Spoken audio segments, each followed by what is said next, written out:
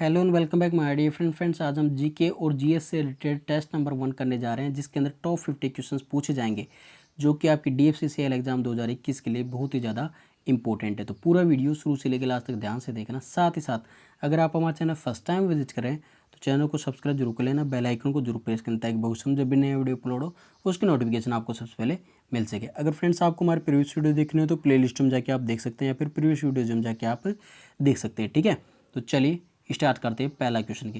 लेकिन उससे पहले मैं एक इंपॉर्टेंट चीज़ और आपको बता देता हूँ। अगर फ्रेंड्स आपने 50 में 30 क्वेश्चन कर लिए ना, तो आपकी हिंदुस्तान का कोई सा भी एग्जाम हो, सब एग्जाम को आप आराम से क्वालिफाई कर सकते हो। ठीक है, तो चलिए स्टार्ट करते हैं पहला क्वेश्चन। देखिए, निम्नलिखित में से किस नदी को ऋग्वेद में सबसे पवित्र नदी माना गया है? ये क्वेश्चन आपसे पूछा गया। सिंधु, सरस्वती, गंगा, सतलज। 4 ऑप्शन आपके सामने है, आंसर दीजिए। अगर आंसर आता है तो ठीक है, अगर नहीं आता है तो कोई बात नहीं, ध्यान से देख लीजिए। देखिए, आंसर होगा यहाँ पे ऑप्शन नंबर बी, सरस्वती। ठीक है फ्रेंड्स, तो बी ऑप्शन बिल्कुल करेक्ट आंसर हो जाएगा। यहाँ पे देखिए कुछ डिटेल और बताऊंगा मैं उसके साथ साथ में, तो वो भी आपको याद रखनी है। ठीक है, तो देखिए, ऋग्वेद में सबसे पवित्र नदी सरस्वती को माना गया है, जबकि इस वेद में सबसे ज़्यादा बार वर्णित नदी सिंधु है। गंगा नदी का उल्लेख केवल एक बार इसमें किया गया है, जबकि यमुना नदी का उल्लेख 3 बार इसमें किया गया है ऋग्वेद के अंदर। तो आपको याद रखना है। तो ऋग्वेद में सबसे पवित्र नदी किसको माना गया है? सरस्वती को। ठीक है, जो कि यहाँ पे जो आपको यहाँ पे जो ये मैं लाइन बना रहा हूँ, ठीक है, तो इसके यहाँ पे होके ये सरस्वती नदी बहती है। ठीक है, तो याद रखना बहुत ज़्यादा इंपॉर्टेंट है। ठीक है, चलिए नेक्स्ट क्वेश्चन देखते हैं। यहाँ पे क्वेश्चन नंबर 2, प्राचीन भारत में पहला विदेशी आक्रमण किसके द्वारा किया गया था? यूनानियों द्वारा, कुषाणों द्वारा, ईरानियों द्वारा, आर्यों द्वारा? क्या आंसर होगा फ्रेंड्स? आंसर आता है तो कर दीजिए, नहीं अगर नहीं आता है ना फ्रेंड्स तो कोई दिक्कत नहीं, बस आपको क्या करना है कि ध्यान से देखना है पूरा पेपर। ये कोई एग्जाम फाइनल एग्जाम नहीं हो रहा, आपको बस यहाँ पे टेस्ट ही तो करवाया जा रहा है। अगर आपको आता है तो आंसर कीजिए कमेंट बॉक्स में, अगर नहीं आता है तो कोई बात नहीं, बस ध्यान से आपको क्वेश्चन को देखना है। और गारंटी देता हूँ इससे बाहर एक भी क्वेश्चन नहीं जाएगा अगर आपने पूरे क्वेश्चनों को ध्यान से देख लिया तो। ठीक है, देखिए, प्राचीन भारत में सब पहला विदेशी आक्रमण किसके द्वारा किया गया था? तो आंसर होगा यहाँ पे ईरानी द्वारा। देखिए, भारत में प्रथम विदेशी आक्रमण ईरानी द्वारा किया गया था प्रथम आक्रमण, और उसमें किया किसने किया था? ईरान का जो हकमनी वंश था, क्या था? हकमनी वंश। ठीक है, तो उसके शासकों ने पहला आक्रमण एक किया था, ठीक है, भारत के ऊपर। हालांकि यह आक्रमण असफल रहा था। आक्रमण क्या रहा था? ये असफल रहा था। लेकिन भारत पर जो अगर प्रथम सफल विदेशी आक्रमण की बात की जाए तो किसने किया था? डेरियस प्रथम ने किया था। ये भी आपको याद रखना है। जो यहाँ पे देखिए अकमनी जो राजवंश था, वो यहाँ पे जो ये कलर में दे रखा है ना यहाँ पे, तो ये पूरा राजवंश यहाँ पे अकमनी राजवंश था। तो बहुत बड़ा राजवंश था अकमनी। ठीक है, उन्होंने भारत पर आक्रमण करने की कोशिश की थी, लेकिन वो सफल नहीं हो पाए थे। ठीक है, तो आपको याद रखना है ईरानी द्वारा प्रथम आक्रमण किया गया था। ठीक है, चलिए नेक्स्ट क्वेश्चन देखते हैं। यहाँ पे ऐतिहासिक दृष्टिकोण से प्रसिद्ध कालसी स्थान का संबंध किस शासक से है? जो प्रसिद्ध कालसी स्थान है, ठीक है, तो उसका संबंध किस शासक से, ये आपसे पूछा गया है। ठीक है, तो देखिए, प्रसिद्ध जो कालसी स्थान है वो उत्तराखंड में स्थित है। ठीक है, तो ये किस शासक से संबंधित है, इसके बारे में आपसे पूछा गया है। तो देखिए, ये किससे संबंधित है? अशोक से संबंधित है।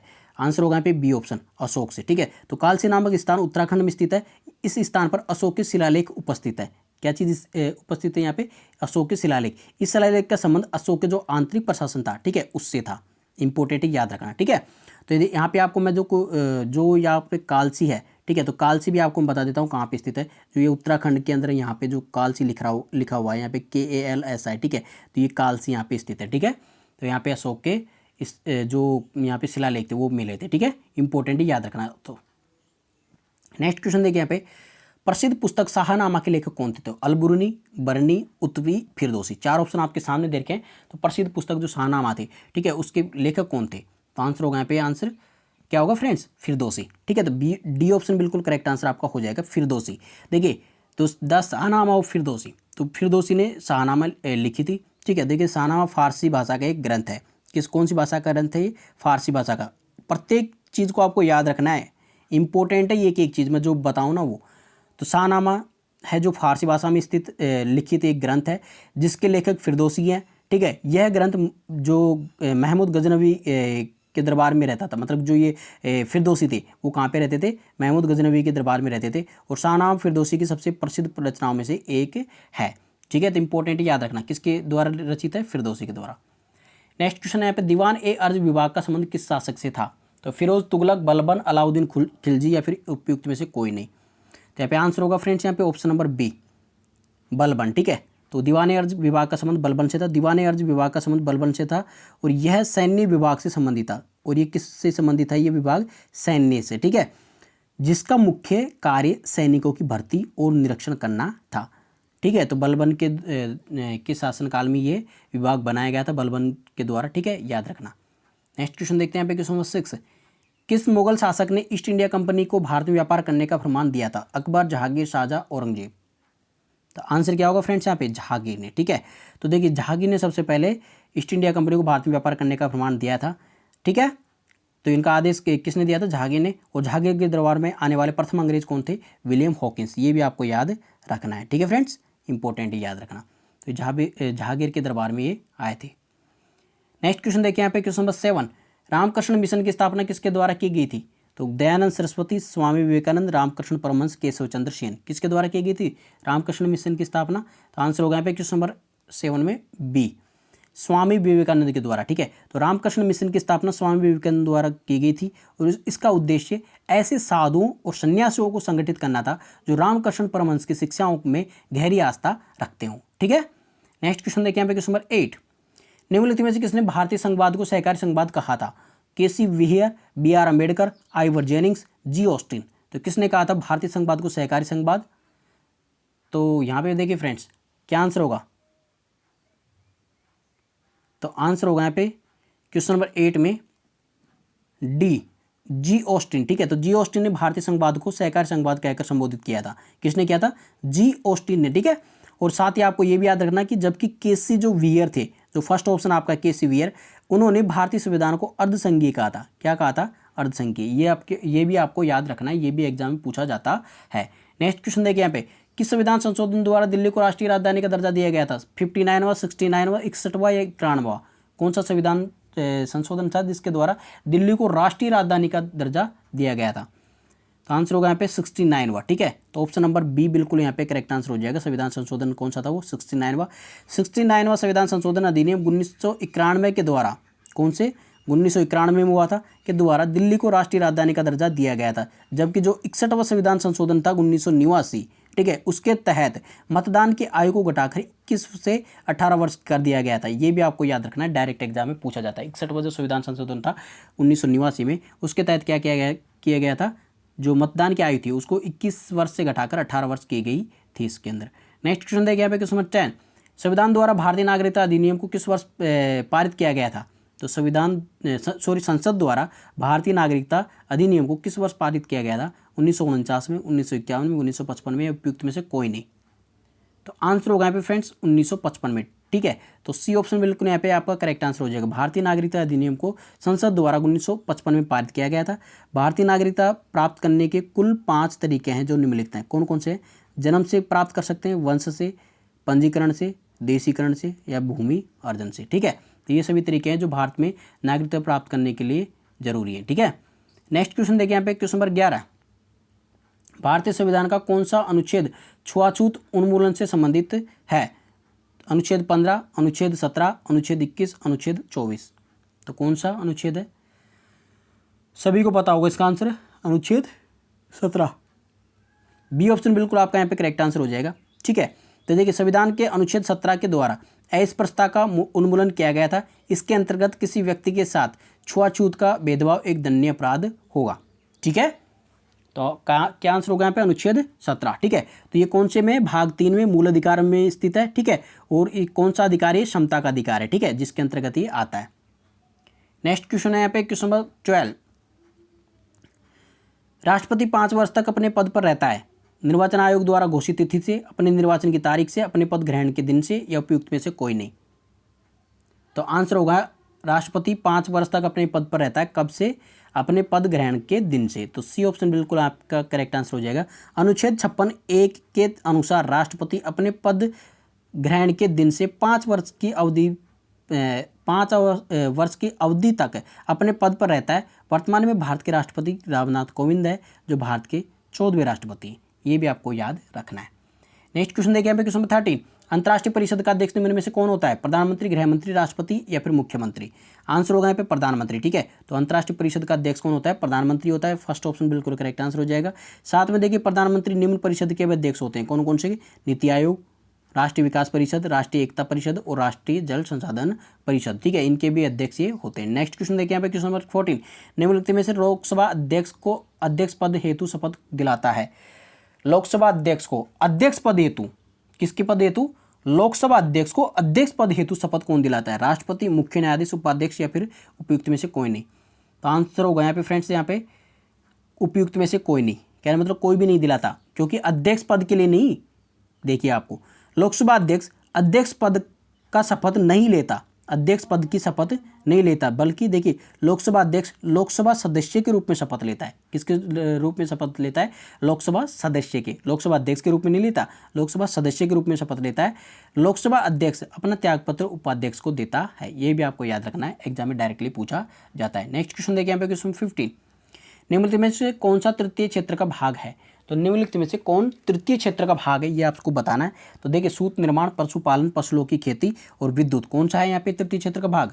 तो आंसर होगा यहाँ पे ऑप्शन नंबर डी, विद्युत, ठीक है। तो विद्युत क्या है यहाँ पे? तृतीय क्षेत्र का भाग है। तो विद्युत एवं परिवहन तृतीय क्षेत्र के भाग हैं, जबकि कृषि प्राथमिक क्षेत्र का भाग है तथा उद्योग द्वितीय क्षेत्र का भाग होते हैं। तो तृतीय क्षेत्र के अंतर्गत व्यापार, बैंकिंग, होटल आदि आते हैं, ठीक है।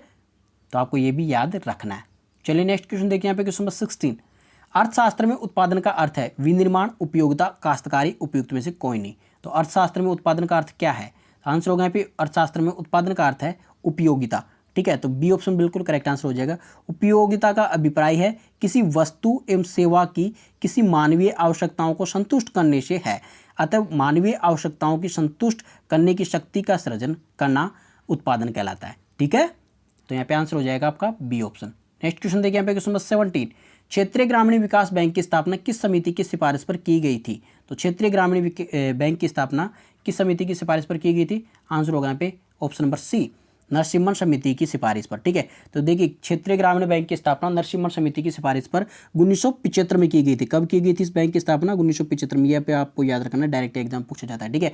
तो फादर ऑफ बैंकिंग रिफॉर्म्स अगर आपसे पूछा जाए एग्जाम में तो कौन होगा? एम नरसिम्हन, ठीक है, याद रखना बहुत इंपॉर्टेंट है। नेक्स्ट क्वेश्चन देखिए यहाँ पे क्वेश्चन नंबर 18, किस वर्ष वन्यजीव संरक्षण अधिनियम को पारित किया गया था? तो आंसर होगा आपके सामने चार ऑप्शन है, 1952, 1972, 1980, 1986। तो आंसर क्या होगा यहाँ पे? 1972 में, ठीक है। तो वन्य जीव संरक्षण अधिनियम 1972 में पारित किया गया था, ठीक है, एग्जाम में पूछा गया है। पर्यावरण से संबंधित कुछ प्रमुख अधिनियम निम्न है, कौन कौन से? वन्य संरक्षण अधिनियम 1980, या याद रखना है पर्यावरण संरक्षण अधिनियम 1986, तीनों ही चीज़ें आपको याद रखनी है।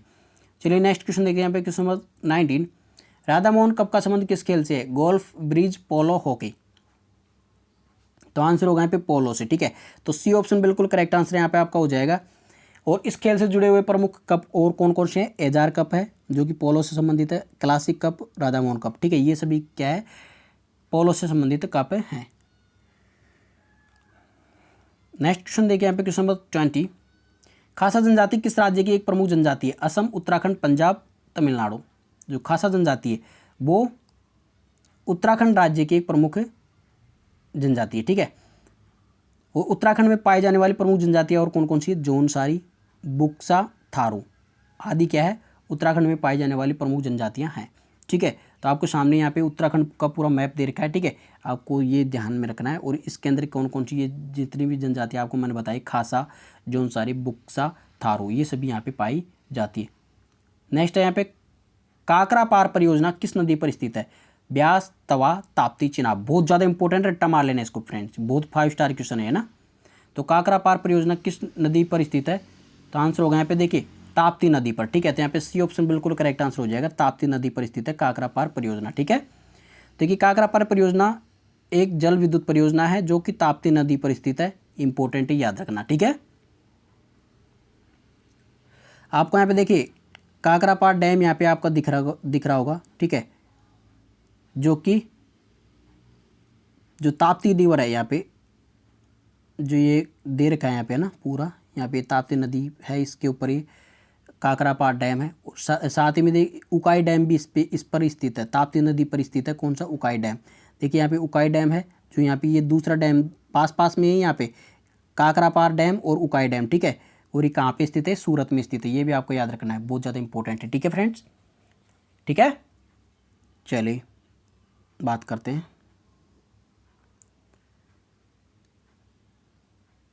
तो काकरा पार परियोजना एक नदी जल विद्युत परियोजना है जो कि ताप्ती नदी पर स्थित है। ठीक है, नेक्स्ट है यहाँ पे क्वेश्चन नंबर 22। डफलाय अबोर की पहाड़ी निम्न में से किस राज्य में स्थित है? मेघालय, अरुणाचल प्रदेश, मणिपुर, त्रिपुरा। आंसर होगा यहाँ पे अरुणाचल प्रदेश में। ठीक है, तो डफला और अबार की पहाड़ियाँ अरुणाचल प्रदेश में स्थित है। ठीक है, देखिए अबोर हिल्स और डफला हिल्स ये सभी कहाँ पे स्थित है? अरुणाचल प्रदेश में। जो ये पूरा एरिया है वो अरुणाचल प्रदेश का है। ठीक है, तो यहाँ पे अरुणाचल प्रदेश में स्थित है ये डफला और अबोर की पहाड़ियाँ। ठीक है, याद रखना, बहुत ज़्यादा इंपॉर्टेंट। डफला, अबोर, मिरी और मिसमी आदि पहाड़ों का संबंध अरुणाचल प्रदेश राज्य से है, जबकि मिकिर पहाड़ी का संबंध असम राज्य से है। जो मिकिर पहाड़ी है उसका संबंध असम राज्य से, और जो डफला, अबोर, मिरी और मिसमी आदि पहाड़ है इनका संबंध अरुणाचल प्रदेश से है। चलिए नेक्स्ट क्वेश्चन देखते हैं यहाँ पे क्वेश्चन नंबर 23। किस देश के घास के मैदान को पंपास कहा जाता है? ऑस्ट्रेलिया, उत्तरी अमेरिका, दक्षिण अमेरिका, अर्जेंटीना। तो किसको कहा जाता है? किस देश की घास के मैदान को पंपास कहा जाता है? तो आंसर होगा यहाँ पे अर्जेंटीना के। ठीक है, देखिए अर्जेंटीना के जो घास के मैदान है उनको पंपास कहा जाता है। देखिए अर्जेंटीना के घास के मैदान को पंपास कहा जाता है। विश्व के प्रमुख घास के मैदान और देश निम्नलिखित हैं। देखिए ऑस्ट्रेलिया में घास के मैदान को डाउन्स कहा जाता है, ब्राज़ील में कंपोज कहा जाता है, उत्तरी अमेरिका में प्रेरी कहा जाता है, दक्षिण अमेरिका में वेल्स कहा जाता है। तो आपको याद रखना बहुत ही ज़्यादा इंपॉर्टेंट है। तो पंपास कहाँ पे कहा जाता है? अर्जेंटीना में कहा जाता है। ठीक है, घास के मैदानों को। ठीक है, याद रखना। नेक्स्ट क्वेश्चन देखिए यहाँ पे क्वेश्चन नंबर 24। जापान का डेट्रॉइट किस शहर को कहा जाता है? जो जापान का डेट्रॉइट है वो किस शहर को कहा जाता है? नगोया, ओसाका, टोक्यो या उपयुक्त में से कोई नहीं। तो आंसर होगा यहाँ पे नागोया का। ठीक है, तो जापान का जो डेट्रॉइट है, ठीक है, वो किस शहर को कहा जाता है? नागोया को। ठीक है, जापान का डेट्रॉइट नागोया शहर को कहा जाता है। ये क्षेत्र जहाज निर्माण हेतु प्रसिद्ध है। किसके लिए प्रसिद्ध है ये? जहाज निर्माण हेतु। जापान का मैनचेस्टर ओसाका को कहा जाता है। ठीक है, तो जापान का मैनचेस्टर किसको कहा जाता है? ओसाका को। ये भी आपको याद रखना है। ठीक है, तो यहाँ पे देखिए नगोया है वो कहाँ पे स्थित है? जापान में। जो यहाँ पे आपको पीला पीला यहाँ पे सर्किल दे रखा है। ठीक है, तो यहाँ पे स्थित है नगोया। ठीक है, इंपॉर्टेंट है, याद रखना। चलिए नेक्स्ट क्वेश्चन देखते हैं यहाँ पे क्वेश्चन नंबर 25। हुजा घाटी निम्नलिखित में से किस हिमालय का भाग है? तो हुजा घाटी लघु हिमालय का भाग है, ट्रांस हिमालय का भाग है, या फिर वृहत हिमालय का भाग है, या फिर शिवालिक का भाग है। तो आंसर क्या होगा फ्रेंड्स? यहाँ पे ट्रांस हिमालय का भाग है। ठीक है, तो यहाँ पे बी ऑप्शन बिल्कुल करेक्ट आंसर आपका हो जाएगा। हुजा घाटी ट्रांस हिमालय का भाग है। ट्रांस हिमालय की प्रमुख घाटियाँ निम्नलिखित में से निम्न है: नुब्रा, सिगार, हुजा। ये सभी क्या है? ट्रांस हिमालय की जो घाटियाँ हैं, ठीक है, वो हैं। तो यहाँ पे देखिए आपको यहाँ पे दिख रहा होगा यहाँ पे हुजा। हुजा यहाँ पे देखिए रेड रेड कलर में ये दे रखा है, ये यहाँ पे हुजा है। ठीक है, जो कि ट्रांस हिमालय का भाग है। ठीक है, इंपॉर्टेंट है, याद रखना। ठीक है फ्रेंड्स, चलिए और देखिए यहाँ पे इसी के पास में यहाँ पे K2 गोडविन ऑस्टिन, ठीक है, भारत की सबसे ऊंची चोटी K2 गोडविन ऑस्टिन यहाँ पे स्थित है। ठीक है, नेक्स्ट क्वेश्चन देखिए यहाँ पे क्वेश्चन नंबर 26। बाउल और यात्रा लोक नृत्य का संबंध किस राज्य से है? बाउल और यात्रा लोक नृत्य का संबंध किस राज्य से है?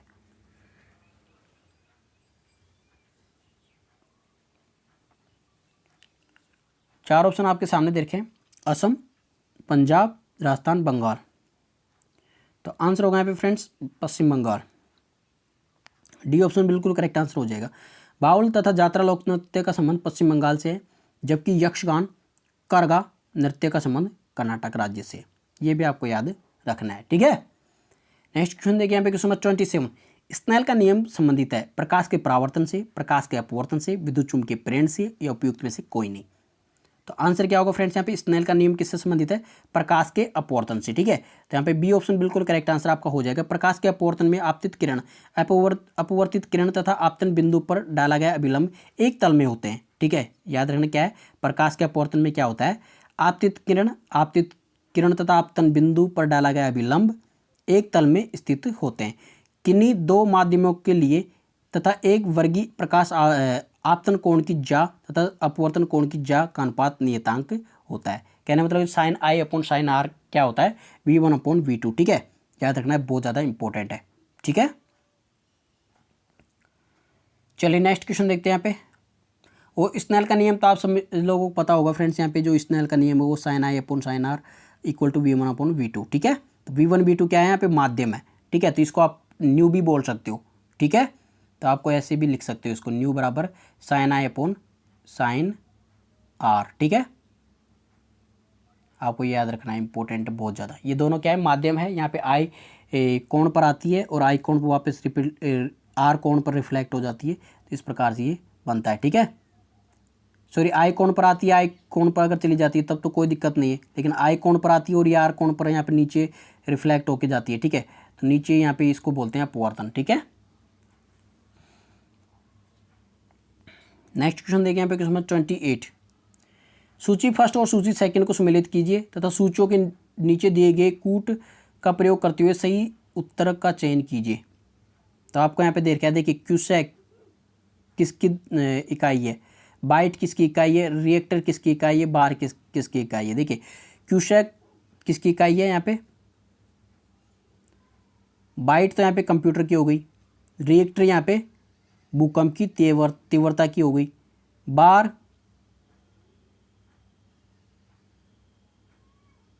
दाब की हो गई, और क्यूसेक प्रवाह की दर, है ना। तो आंसर किस प्रकार से होगा यहाँ पे फ्रेंड्स, ऑप्शन नंबर सी बिल्कुल करेक्ट आंसर हो जाएगा यहाँ पे। क्यूसेक प्रवाह की दर, मैंने बताया था अभी आपको, बाइट कंप्यूटर, रिएक्टर भूकंप की तीव्रता, और बार दाब, ठीक है। तो क्यूसेक जल प्रवाह की दर है, बाइट डिजिटल सूचना की इकाई है, रिएक्टर भूकंप तरंग का मापन है, और बार क्या है, दाब मापने की इकाई है, ठीक है। नेक्स्ट बात करते हैं क्वेश्चन नंबर 29। कोका कोला जैसे शीतल पेयों में क्या पर्याप्त मात्रा में पाया जाता है, टैनिन, निकोटीन, कैफीन, उपयुक्त में से कोई नहीं। बहुत इंपॉर्टेंट क्वेश्चन है, आंसर क्या होगा यहाँ पे, कैफीन पाया जाता है, ठीक है। क्या पाया जाता है, कोका कोला जैसे शीतल पेयों में कैफीन पाया जाता है, ठीक है। तो यहाँ पे सी ऑप्शन बिल्कुल करेक्ट आंसर आपका हो जाएगा। शीतल पेयों कोल्ड ड्रिंक्स जैसे कोका कोला में कैफीन नामक एल्कोलाइड्स की मात्रा पर्याप्त मात्रा में होती है, ठीक है। निकोटीन तंबाकू की पत्तियों में उपस्थित होता है, ठीक है। तो कौन सा होता है, कैफीन होता है। यहाँ पे देखिए कैफीन का फॉर्मूला भी आपको यहाँ पे बता रखा है, ये कैफीन होता है, इंपॉर्टेंट याद रखना। चलिए नेक्स्ट क्वेश्चन देखते हैं यहाँ पे क्वेश्चन नंबर 30। परमाणु नाभिक के अवयव हैं प्रोटॉन, न्यूट्रॉन, इलेक्ट्रॉन और न्यूट्रॉन, इलेक्ट्रॉन और प्रोटॉन, इलेक्ट्रॉन, न्यूट्रॉन और प्रोटॉन। तो क्या होगा चार ऑप्शन में से, परमाणु नाभिक के अवयव कौन कौन से, एलिमेंट कौन कौन से हैं। तो आंसर होगा यहाँ पे प्रोटॉन और न्यूट्रॉन, ठीक है। तो फर्स्ट ऑप्शन बिल्कुल करेक्ट आंसर हो जाएगा। देखिए न्यूक्लियस के अंदर प्रोटॉन और न्यूट्रॉन दोनों चीज़ें कहाँ होती है, ये न्यूक्लियस है इसके अंदर होती है। जो इलेक्ट्रॉन है वो बार बार चक्कर लगाता है, ठीक है, बाहरी वो की तरफ ये चक्कर लगाता है। देखिए परमाणु द्रव्य का सूक्ष्मतम कण होता है जिसमें द्रव्य के गुण विद्यमान रहते हैं। परमाणु के नाभिक में प्रोटॉन और न्यूट्रॉन रहते हैं, प्रोटॉन पर धनावेश तथा न्यूट्रॉन पर कोई आवेश नहीं होता, ठीक है। तो यहाँ पे देखिए, यहाँ पे परमाणु द्रव्य का सूक्ष्मतम कण होता है, परमाणु द्रव्य का सूक्ष्मतम कण होता है, ठीक है, याद रखना इंपॉर्टेंट है। लेकिन यहाँ पे देखिए फ्रेंड्स, यहाँ पे परमाणु द्रव्य का सूक्ष्मतम कण नहीं होता, फोटोन होता है। क्या होता है, फोटोन, ठीक है, याद रखना बहुत ज़्यादा इंपॉर्टेंट है, फोटोन होता है। सूक्ष्मतम कण की अगर हम बात करें तो कौन होता है, फोटोन होता है, ठीक है।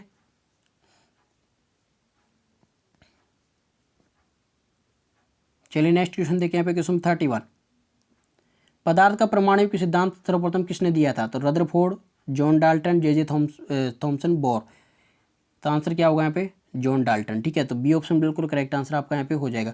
पदार्थ का परमाणु सिद्धांत प्रतिपादन सर्वप्रथम जॉन डाल्टन ने किया था, जॉन डाल्टन ने ये सबसे पहले दिया था, इंपॉर्टेंट है, याद रखना, ठीक है।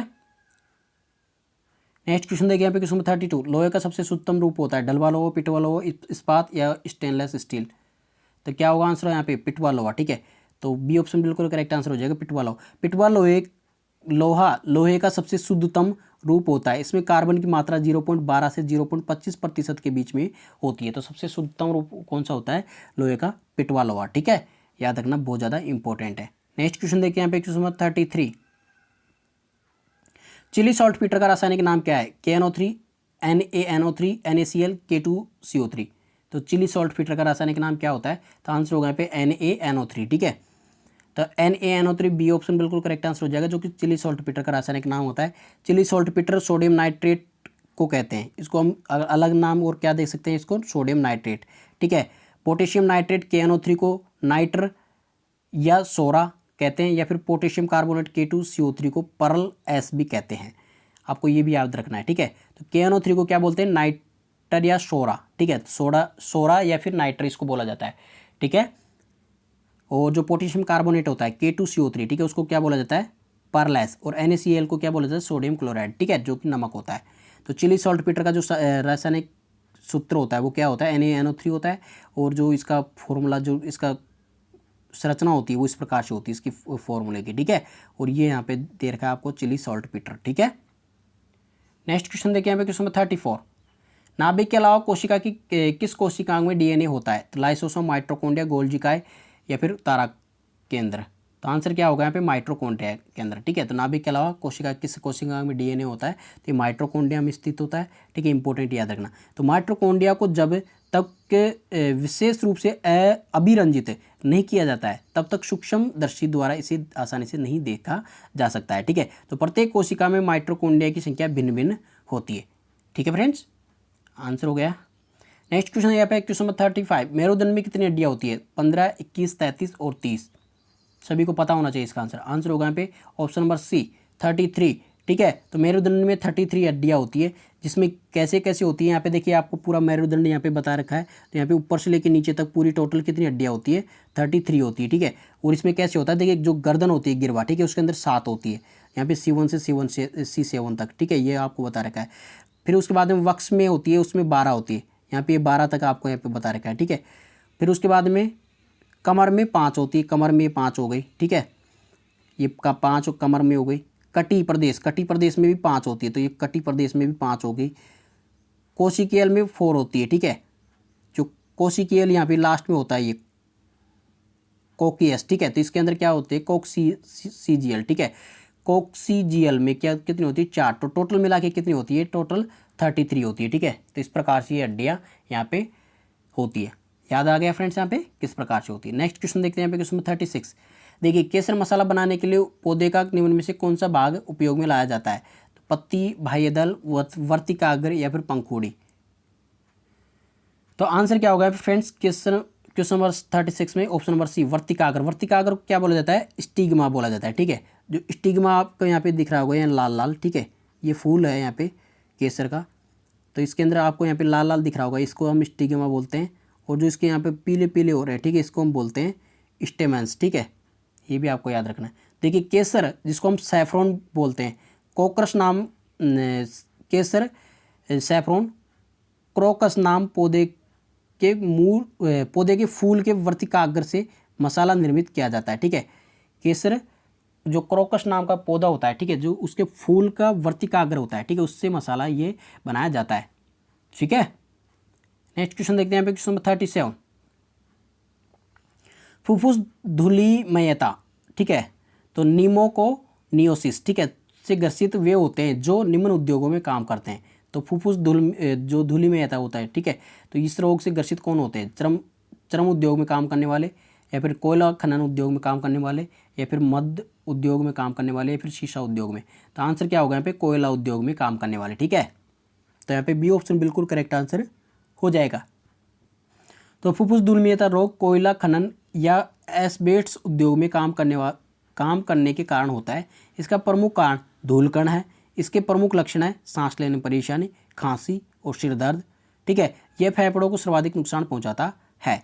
तो ऑक्यूपेशनल लंग डिजीज की वजह से हो जाती है, कौन कौन सी, ब्लैक लंग हो जाते हैं, सिलिकोसिस हो जाते हैं, और सीडियोसिस इसके कारण हो जाते हैं। नेक्स्ट क्वेश्चन देखिए यहाँ पे क्वेश्चन नंबर 38। शारदा अधिनियम किससे संबंधित है, बाल विवाह, विधवा पूर्ण विवाह, सती प्रथा या फिर दास प्रथा, किससे संबंधित है बताना है फ्रेंड्स। देखिए आंसर होगा यहाँ पे बाल विवाह से संबंधित है, ठीक है। तो फर्स्ट ऑप्शन बिल्कुल करेक्ट आंसर आपका हो जाएगा। 1930 में डॉक्टर हरविलास शारदा के प्रयत्नों से बाल विवाह निषेध कानून शारदा अधिनियम लागू किया गया। इस अधिनियम के द्वारा लड़कियों के विवाह की न्यूनतम सीमा 14 वर्ष तथा लड़कों की 18 वर्ष निर्धारित की गई है, ठीक है। तो आंसर हो जाएगा यहाँ पे फर्स्ट ऑप्शन बाल विवाह। नेक्स्ट क्वेश्चन देखिए यहाँ पे स्वराज शब्द का प्रथम बार प्रयोग कांग्रेस के किस अधिवेशन में किया गया था। कलकत्ता अधिवेशन 1906, सूरत अधिवेशन 1907, लाहौर अधिवेशन 1909, लाहौर अधिवेशन 1929। तो यहाँ पे आंसर होगा यहाँ पे कलकत्ता अधिवेशन 1906 के अंतर्गत, ठीक है। तो देखिए स्वराज शब्द का प्रथम बार प्रयोग कांग्रेस के कलकत्ता अधिवेशन 1906 में हुआ था, ठीक है। तो आपको याद रखना है। नेक्स्ट क्वेश्चन देखिए यहाँ पे क्वेश्चन 14। गांधी जी ने व्यक्तिगत सत्याग्रह किस वर्ष शुरू किया था, 1940, 1941, 1939, 1942। तो क्या आंसर होगा यहाँ पे 1940 में गांधी जी ने जो व्यक्तिगत सत्याग्रह किया था, ठीक है, तो 1940 में इसकी शुरुआत की गई थी। तो व्यक्तिगत सत्याग्रह की शुरुआत महात्मा गांधी ने 1940 में की थी, ठीक है। नेक्स्ट क्वेश्चन देखिए यहाँ पे, त्रिपुरी संकट के बाद कांग्रेस का प्रथम अध्यक्ष किसे चुना गया था? तो अब्दुल कलाम आज़ाद, जवाहरलाल नेहरू, राजेंद्र प्रसाद, सरदार पटेल। त्रिपुरी संकट के बाद में किससे बनाया गया था कांग्रेस का अध्यक्ष, ठीक है, तो आंसर होगा यहाँ पे राजेंद्र प्रसाद। तो त्रिपुरी संकट के बाद कांग्रेस के अध्यक्ष राजेंद्र प्रसाद थे, ठीक है। नेक्स्ट क्वेश्चन देखिए यहाँ पे, शतपथ ब्राह्मण ग्रंथ किस वेद से संबंधित है? ऋग्वेद, यजुर्वेद, सामवेद, अथर्ववेद, ठीक है, तो आंसर होगा यहाँ पे यजुर्वेद से संबंधित है, ठीक है। शतपथ ब्राह्मण ग्रंथ किस वेद से संबंधित है? यजुर्वेद से। शतपथ एवं तैत्तिरीय, कौन सा? शतपथ एवं तैत्तिरीय ब्राह्मण ग्रंथ यजुर्वेद से संबंधित है, ठीक है। दोनों ग्रंथों को आपको याद रखना, रट्टा मारना।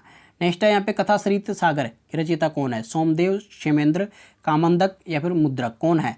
तो आंसर होगा यहाँ पे सोमदेव जो हैं वो कथा सरित सागर के रचयिता हैं, ठीक है। और इस रचना से मौर्य काल के विशेष में जानकारी मिलती है। तो इस रचना में किसके बारे में जानकारी मिलती है? जो मौर्य काल था, ठीक है, उसके बारे में इसके अंदर जानकारी मिलती है कथा सरित सागर के अंतर्गत, ठीक है, ठीक है। तो ये किसके द्वारा रचित थी? सोमदेव के द्वारा, इंपॉर्टेंट याद रखना। नेक्स्ट है आपके, कौन सा हड़प्पा स्थल घग्गर नदी के किनारे स्थित है? बनावली, चंदुआड़ो, कालीबंगा या धोलावीरा? आंसर क्या होगा यहाँ पे? कालीबंगा। कालीबंगा क्या है?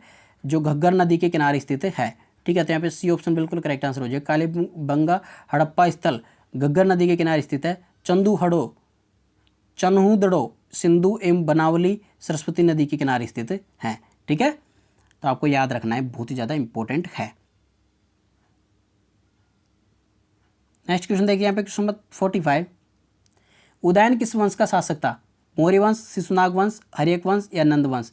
तो उदयन है वो जो हर्यक वंश का राजवंश था, ठीक है, इंपॉर्टेंट है। उदयन हर्यक वंश का शासक था। उसने गंगा तथा सोन नदियों के संगम तट पर पाटलिपुत्र नामक नगर की स्थापना की तथा उसे अपनी राजधानी बनाया था, ठीक है, ये भी आपको याद रखना है। नेक्स्ट बात करते हैं क्वेश्चन 46, अमरबेल निम्नलिखित में से किसका उदाहरण है? स्वपोषी, परपोषी, जीवी या परजीवी? तो आंसर क्या होगा यहाँ पे? ऑप्शन नंबर डी, परजीवी, ठीक है। तो परजीवी का एक उदाहरण है। अमरबेल एक परजीवी पादप है। अमरबेल में क्लोरोफिल नहीं होता, ठीक है, याद रखना, अमरबेल में क्लोरोफिल नहीं होता। ये अपना भोजन उस पादप से प्राप्त करते हैं जिस पर ये आरोहित होते हैं। जिस पर ये आरोहित होते हैं वह पादप परपोषी कहलाता है, ठीक है, याद रखना, इंपॉर्टेंट है। जो जिस पर ये आरोहित होते हैं ना, वह पादप क्या होता है? परपोषी कहलाता है। अमरबेल जैसे पादप परपोषी को अमूल्य पोषकों से वंचित करते हैं, अतः इन्हें परजीवी कहते हैं। इसको क्या बोला जाता है? परजीवी कहा जाता है, ठीक है। तो आपको यहाँ पे देखिए, जो बेल सी यहाँ पे जो ये इसके चारों तरफ यहाँ पे फैल रही है, ठीक है, ये पेड़ के चारों तरफ यहाँ पे घूम के ऐसे गोला गोला बना के, इसी को हम क्या बोलते हैं? अमरबेल बोलते हैं, ठीक है, याद रखना। नेक्स्ट क्वेश्चन देखिए यहाँ पे क्वेश्चन 47, पादपों में जल का परिवहन होता है रंध्रों के द्वारा, फ्लोएम के द्वारा, जाइलम के द्वारा, उपयुक्त सभी के द्वारा? तो आंसर क्या होगा यहाँ पे? जाइलम के द्वारा, ठीक है। तो सी ऑप्शन बिल्कुल करेक्ट आंसर हो जाएगा। पादपों में जल का परिवहन होता है जाइलम के द्वारा, ठीक है, इंपॉर्टेंट याद रखना। तो देखिए, जल और पोषक तत्वों के परिवहन के लिए पादपों में जो संवहन ऊतक होते हैं उन्हें जाइलम या दारू कहते हैं, ठीक है। जाइलम नलियों का सतत जाल बनाता है जो मूलों को तने और शाखाओं के माध्यम से पत्तियों से जोड़ता है, और इस प्रकार बना तंत्र पूरे पादप में जल का परिवहन करता है। जो नीचे से ऊपर जो यहाँ पे जल ले जाता है, ठीक है, वो किसके द्वारा ले जाया जाता है? जाइलम के द्वारा, ठीक है, इंपॉर्टेंट याद रखना। जो ऊपर से नीचे की तरफ जो खाना वगैरह आता है, ठीक है, वो किसके थ्रू आता है? फ्लोएम के द्वारा, ठीक है, ये भी आपको याद रखना है। दोनों चीज़ आपको याद रखनी है फ्रेंड्स, है ना। नेक्स्ट यहाँ पे, मेंढक निम्नलिखित में से किसके द्वारा श्वसन करते हैं? ट्रेकिया, फेफड़ा, त्वचा, बी और सी? तो क्या आंसर होगा यहाँ पे? ऑप्शन नंबर डी, बी और सी, मतलब फेफड़ा और त्वचा, ठीक है। तो देखिए, मेंढक में मनुष्य की भांति फेफड़े होते हैं, तथापि वह अपनी त्वचा से भी शोषण करते हैं और आर्द्र और श्लेष्म में होते हैं, ठीक है, जो त्वचा से भी शोषण करते हैं, ठीक है, याद रखना।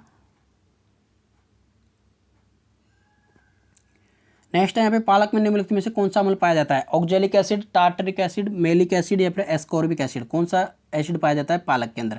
तो आंसर होगा यहाँ पे ऑक्जेलिक एसिड, ठीक है। तो पालक के अंदर ऑक्जेलिक एसिड पाया जाता है। आपको साथ में ये भी याद रखना है कि जो बीट्स होते हैं, कहने मतलब कि जो शकरकंद होते हैं, ठीक है, उसके अंदर पाया जाता है। जो रसबेरीज होती है उसके अंदर पाया जाता है। जो चॉकलेट होता है उसके अंदर भी ऑक्जेलिक एसिड पाया जाता है। दूध, जो ब्लैक टी होती है उसके अंदर भी ऑक्जेलिक एसिड, ठीक है। जो गेहूँ वगैरह होते हैं उसके अंदर भी, बीन्स होती हैं उसके अंदर भी, ठीक है। तो नट्स होती हैं, ठीक है, मूंगफलियाँ वगैरह होती है, ठीक है, उसके अंदर भी, ठीक है, इनके अंदर भी पाया जाता है। और जो स्पेनिक होती है और स्विच चार्ड होती है, ठीक है, उसके अंदर होता है। और रब हर्ब में भी ये पाया जाता है, ठीक है। और पोटेटोज होते हैं, ठीक है, जितने भी आलू होते हैं, ठीक है, उसके अंदर ही पाया जाता है। याद रखना, बहुत ज़्यादा इंपॉर्टेंट है, ठीक है। तो पालक में ऑक्जेलिक एसिड पाया जाता है, इंपॉर्टेंट है। नेक्स्ट टाइम पे लास्ट एंड फाइनल क्वेश्चन, निम्नलिखित में से किस जंतु में गमन के लिए फूड पाद पाए जाते हैं? ट्रिप्सोनिया, अमीबा, प्लाज्मोडियम, पैरामीशियम। तो आंसर क्या होगा यहाँ पे? ऑप्शन नंबर बी, अमीबा में, ठीक है। तो अमीबा में गमन के लिए कूट पाद पाए जाते हैं। गमन के मतलब चलने के लिए, ठीक है, क्या पाए जाते हैं? कूट पाद। तो आपको यहाँ पे देखिए दिख रहे होंगे ये यहाँ पे कूट पाद, ये, ठीक है। तो ये सभी क्या होते हैं? ये अमीबा में पाए जाते हैं, ठीक है। तो इनसे ये चलता है, ठीक है फ्रेंड्स, समझ में आ गया? कूट पाद पाए जाते हैं, ठीक है।